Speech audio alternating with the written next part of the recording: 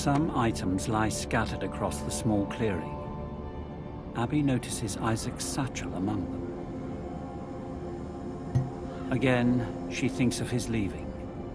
Her gaze had tracked his shrinking silhouette as it slipped over the horizon. She finds his comms unit on a nearby rock. It contains one final log.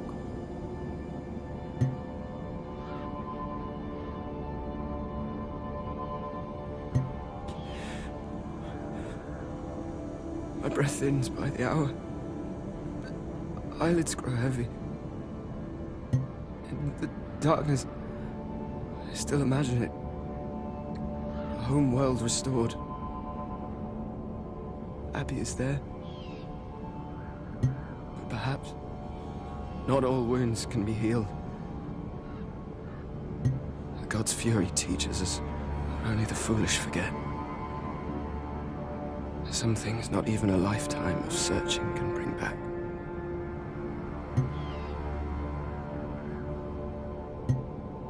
The fierce winds drown out her quiet sobs.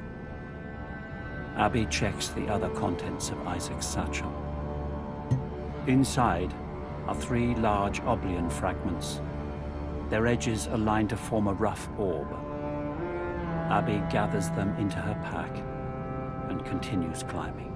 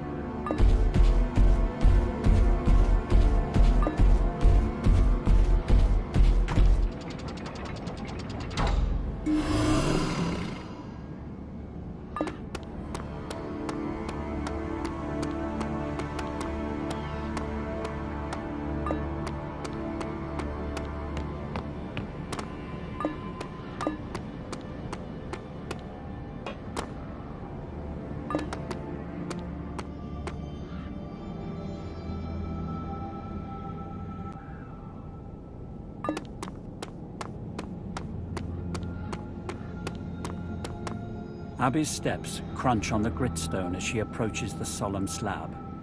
Her eyes scan across its ridged lettering. Those shattered souls which endured continued to search for hope.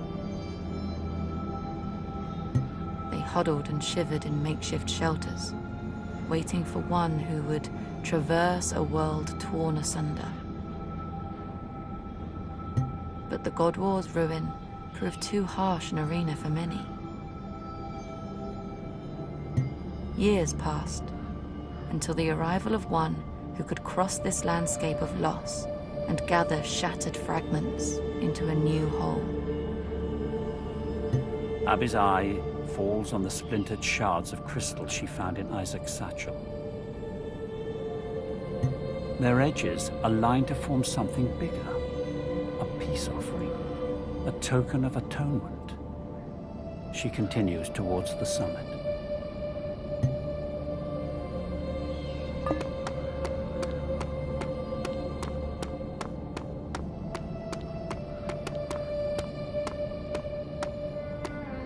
The air grows thinner as she climbs.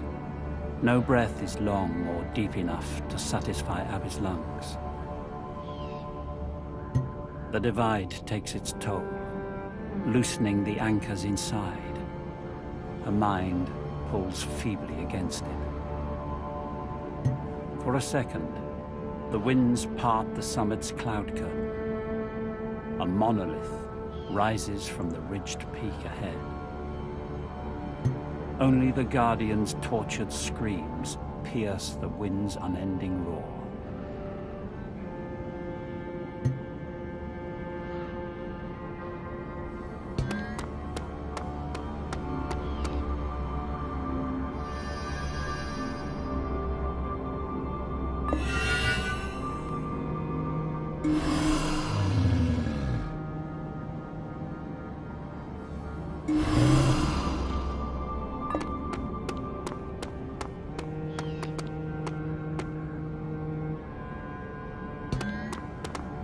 The path ahead climbs to the heavens. Abby cranes her neck upwards. Two giant suns cast a duel of light and shadow across the summit's swirling clouds.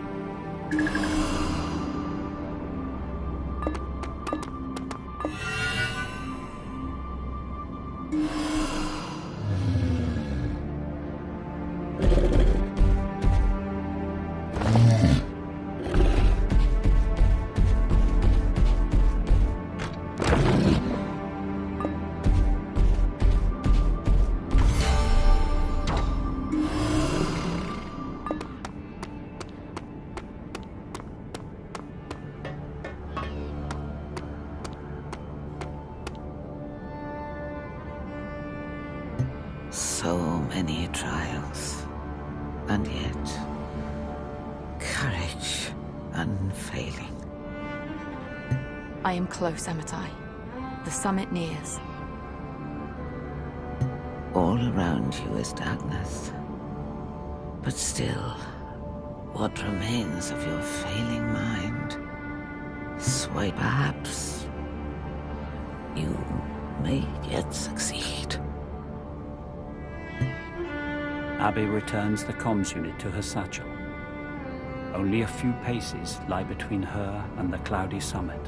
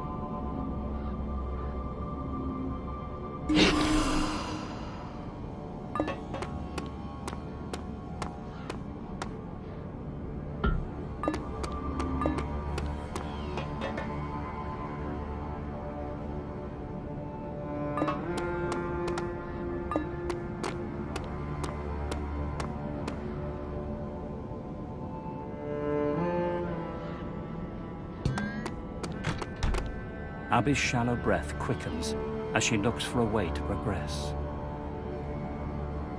Within her mind, the dark floods rise further still. Visions flicker in the darkness against the tide's steady swell.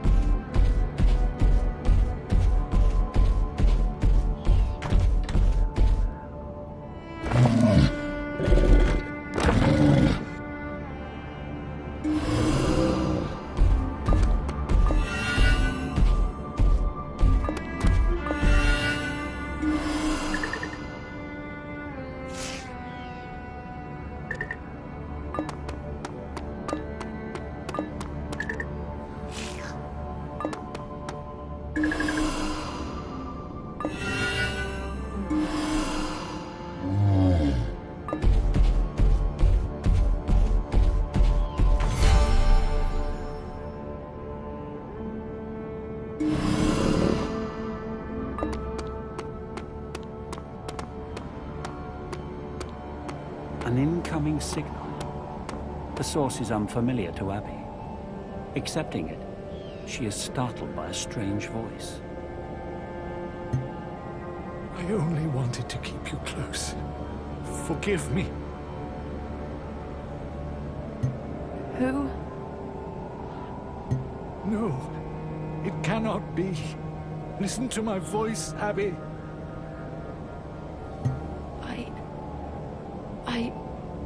I can't recall anything. Look in your pack. There is a kernel, a seed. I put it there for this moment. The panic in the stranger's voice scares her. Confused, she searches her pack for that of which he speaks. Her hand fumbles upon the tree carving she found earlier. As she studies it, the shadows that had settled within her mind begin to lift.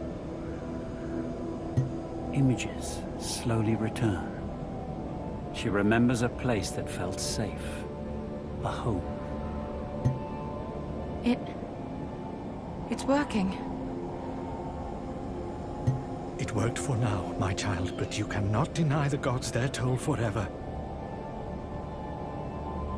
You near a place from which you may not return.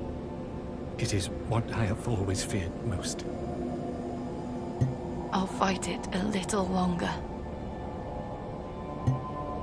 Abby resumes her march. In her palm, she holds tightly the memento from her father. The trinket is now her only anchor to what is most precious inside. She glances at it repeatedly as she walks.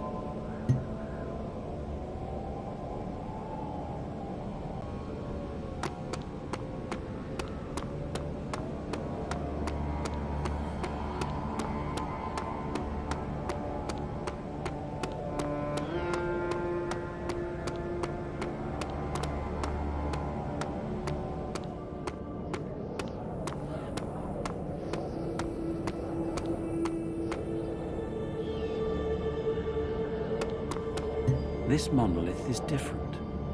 No words adorn the solemn slab.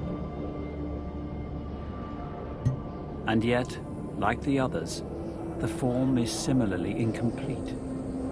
At its center is a circular hollow. Running her hand across the cold stone, Abby finally understands. This is the wound she must repair. The toll has taken almost everything from me. All that remains is a plea, a gesture of atonement. The slab before her is an altar, expectant of her offering. She joins together the shattered pieces of List's fallen god remains from Isaac's pack. Squinting into the blinding light of the cloudless summit, Abby places her offering upon the altar. I am here to beg vengeful gods to restore this ravaged land back to life. Suddenly, the core of the Oblian orb swirls. Word by word, a script emerges upon the monolith's surface, as if from within the rock itself. Abby trembles as she reads the emerging text. The vengeful rage of the gods finally exhausts its purpose. Their condition is met. The humans acquiesce to the god law they had tried to evade. The Oblian, eternity, belongs not to them. The atonement is a promise not to run, but to face that which pushes at their backs. That precious epiphany, lost for so long, has been refound. The gods are satisfied. Those who master the lesson of loss can be trusted with that which is precious. She pauses for a second, her feverish mind reeling from the monolith's words. With a deep breath, she continues. But the gods do not restore the world which has been lost. They decide that now the humans shall make their own world. Only then would they understand its true value. The Guardians fall back, and the toll upon their humans' faculties is lifted. The ruin is theirs to make home again. The script momentarily appears complete. Suddenly, a few final lines emerge. The gods decide that she, who delivered the atonement, will live on as a reminder. What she has given will never be returned. When reunited with those left behind, she will know neither their faces nor their names. For the remainder of her days, she will clutch a small wooden object in her palm, knowing only that it had saved her once. It would not do so again.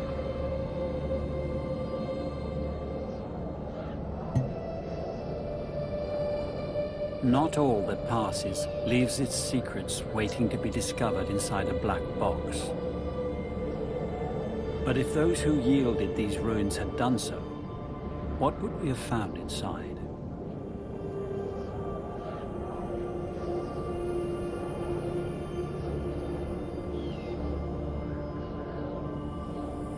Oblion, the last undiscovered element, was finally isolated in 2191.